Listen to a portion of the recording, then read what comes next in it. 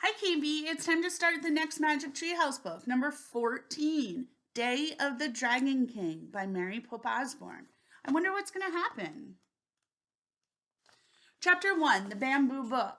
Annie peeked into Jack's room. Ready to go to China, she asked. Jack took a deep breath. Sure, he answered. Bring your secret library card, Annie said. I have mine in my pocket. Yep, said Jack. He opened his top dresser drawer and took out a thin wooden card. The letters ML on it shimmered in the light. Jack dropped the card into his backpack, then he threw in his notebook and a pencil. Let's go, said Annie. Jack pulled on his pack and followed her. What are we in for today, he wondered. Bye, Mom, said Annie as they passed their mom in the kitchen. Where are you going, she asked. China, said Annie. Great, said their mom. She winked at them. Have fun. Fun, thought Jack. He was afraid that fun wasn't quite the right word. Just wish us luck, he said as he and Annie headed out the front door. Good luck, their mother called. If only she knew we weren't pretending, Jack whispered to Annie. Yeah, said Annie, grinning. Outside, the sun shone brightly. Birds sang, crickets chirped. Jack and Annie walked up their street toward the Frog Creek woods. I wonder if the weather will be this nice in China, Annie said. I don't know. Remember, Morgan said this would be a very scary adventure, said Jack. They're always scary, said Annie, but we always meet animals who help us, or people. True, said Jack. I bet we meet someone great today, said Annie. Jack smiled. He was starting to feel excited now instead of scared. Let's hurry, he said. They ran into the Frog Creek woods and slipped between the tall trees until they came to a huge oak. Hello, came a soft voice they knew well. They looked up. Morgan was peering down from the magic tree house. Ready for your next mission as master librarian, she asked. Yes, said Jack and Annie. They grabbed the rope ladder and started up. Are we still going to China? Asked Annie when they had climbed into the treehouse. Indeed, said Morgan. You're going to ancient China. Here is the title of the story you must find. She held up a long, thin strip of wood. It looked like a ruler, except it had strange writing on it instead of numbers. Long ago, the Chinese discovered how to make paper. It was one of the world's most important discoveries, said Morgan. But you are going to a time earlier than that, to a time when books were written on bamboo strips like this one. Wow, said Annie, pointing at the figures on the bamboo. So this is Chinese writing? Yes, said Morgan. Just as we have letters, Chinese writing is made up of many characters. Each one stands for a different thing or idea.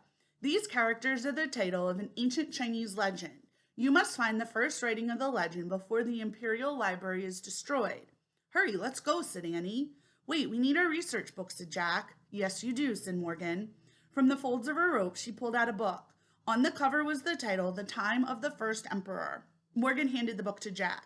This research book will guide you, she said. But remember, in your darkest hour, only the legend can save you. But we have to find it first, said Annie. Exactly, said Morgan. She handed Jack the bamboo strip and he slipped it into his pack.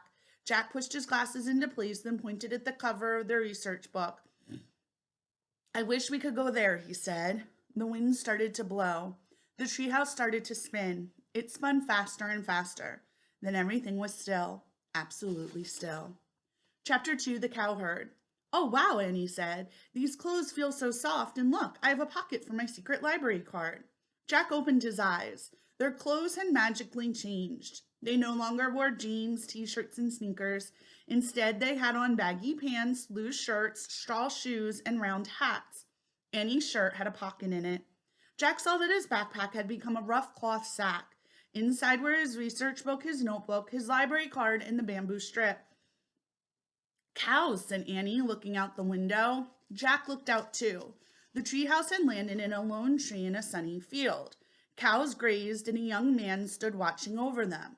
At the edge of the field was a farmhouse. Beyond the house was a walled city. It looked so peaceful, said Annie. You can never be sure, said Jack. Remember, Pompeii looked peaceful before the volcano went off. Oh, yes, said Annie. Let's see what the book says, said Jack.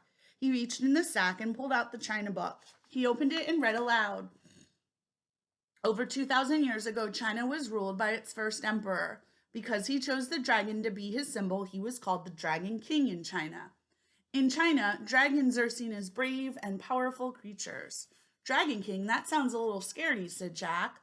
I like his outfit, said Annie. Next to the writing was a picture showing a man wearing a rich, flowing robe with wide sleeves. He also wore a tall hat with beads dangling from it.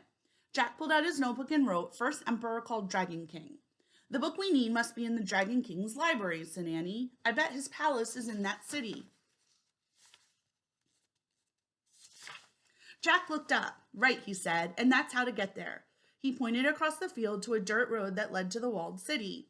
"Good plan," said Annie. She climbed out of the treehouse and started down the rope ladder. Jack threw the china book and his notebook into his sack. He slung the sack over his shoulder and followed Annie. When they reached the ground, they started through the field. "Look, that guy is waving at us," said Annie. The man tending the cows was shouting and waving. He started running toward them. "Uh-oh, what's he want?" said Jack. A moment later, the man stood in their path. He was young and handsome with a kind face. "Can you do me a great favor?" he asked. "I would be most grateful." "Of course," said Annie. "Give a message to the silk weaver. You will see her at the farmhouse," said the young man. "Tell her to meet me here at twilight." "Sure, no problem," said Annie. The young man smiled. "Thank you," he said. Then he started to leave. "Wait, excuse me," said Jack. "Do you know where we can find the Imperial Library?" A look of horror crossed the man's kind face. "Why?" he whispered. "Oh, I just wondered," said Jack. The young man shook his head. "Beware of the Dragon King," he said. "Whatever you do, beware." Then he turned and ran back to his cows. "Oh man," whispered Jack. "Now we know one thing for sure." "What?" asked Annie. "This place is not as peaceful as it seems," Jack said. All right, we'll see what the Dragon King has in store for Jack and Annie next time. Bye, friends.